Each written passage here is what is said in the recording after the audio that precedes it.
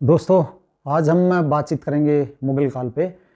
भी मुग़ल काल में रीराइटिंग में क्या कुछ हटने वाला है। एक तो हम एमए हिस्ट्री में पढ़ते थे कि बाबर ने अपनी जो जीवनी थी तुज़ के बाबरी, उसमें लिखा था कि जब मैं भारत में आया तो यहाँ 2 काफ़िर राज्य यानी 2 हिंदू राज्य, राणा सांगा और विजयनगर एम्पायर जो था, चित्तौड़गढ़ और विजयनगर, और 5 मुस्लिम रियासतें थी।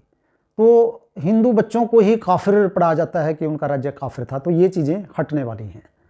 उसके बाद जब बात करते हैं हम हुमायूं की, तो ये आता है कि जो चित्तौड़गढ़ की रानी थी, राणा सांगा की पत्नी, विधवा पत्नी, तो उसने जो बहादुर शाह था गुजरात का शासक, मुस्लिम शासक, उसने चित्तौड़गढ़ पर हमला किया तो उसने हुमायूं को राखी भेजी।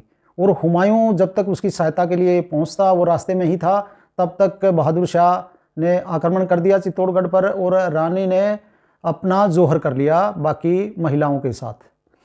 तो ये भी झूठ है, क्योंकि जब चित्तौड़गढ़ की तरफ जा रहा था हुमायूं ने एक्सेप्ट तो कर ली थी वो राखी, और रक्षा के लिए जब वो जा रहा था तो उसे रास्ते में बहादुर शाह का पत्र मिला कि मैं इस्लाम के बहुत ही पवित्र कार्य जिहाद के लिए जा रहा हूँ, एक काफिर राज्य को नष्ट करने के लिए। तो इसलिए जब तक मैं अपना जिहाद जो पवित्र कार्य है इस्लाम में वो ना कर लूँ, एक काफिर राज्य को नष्ट करने का, तब तक तुम मेरे ऊपर हमला मत करना। और जब मैं ये काम कर लूँ, क्योंकि एक मुस्लिम होने के नाते जिहाद में सहायता करना या जिहाद में किसी तरह की बाधा ना डालना, ये आपका फ़र्ज़ है। तो उसके बाद बहादुर शाह ने हमला करके चित्तौड़गढ़ को काफ़ी नुकसान पहुंचाया, वहाँ बहुत कत्लेआम किया, रानी ने बहुत सी महिलाओं के साथ जोहर कर लिया और उसके बाद वो चला गया। उसके बाद फिर हुमायूं वहाँ पहुँचा उस पत्र का सम्मान करते हुए, तो तब तक सब कुछ नष्ट हो चुका था। उसके बाद जब हम अकबर के समय आते हैं तो ये बहुत कम पढ़ा जाता है कि हेमचंद्र विक्रमादित्य के जो पिता थे, उनको, जो रेवाड़ी में रहते थे हरियाणा में, बहुत बुजुर्ग थे, तो उनको पानीपत का युद्ध हारने के बाद 1556 के बाद मुग़ल सैनिक उनके पास गए थे और उनको इस्लाम कबूल करने के लिए कहा था। लेकिन ये देखिए कि हमारे जो वीर, हमारे पूर्वज कितने बहादुर थे, कितने अपनी ज़बान के पक्के थे, अपने धर्म के प्रति उनकी कितनी कुर्बानियाँ हैं।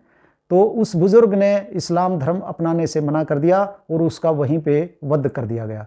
और उनकी पत्नी घर छोड़कर पहले ही जा चुकी थी, उनके बारे में कभी पता नहीं चला कि वो कहाँ चली गई, क्योंकि उनको भी अपना सम्मान और अपनी इज्जत बचानी थी। और जो हेमचंद्र विक्रमादित्य थे, उनके कोई संतान नहीं थी, ऐसा कहा जाता है। और बाबर की एक बात और, जिसमें हम बाबरी पढ़ते हैं, बाबरी मस्जिद, तो बाबरी मस्जिद वो बाबर के नाम पे बाबरी नहीं थी, बल्कि ये कहते हैं कि कोई पुरुष प्रेमी था उनका, क्योंकि इनमें महिलाओं के साथ साथ जो हरम में रखते थे, साथ साथ इनके कुछ पुरुष प्रेमी या कुछ इस तरह के लड़के भी होते थे, जिसका नाम बाबरी था, तो उसी के नाम पे ये मस्जिद थी।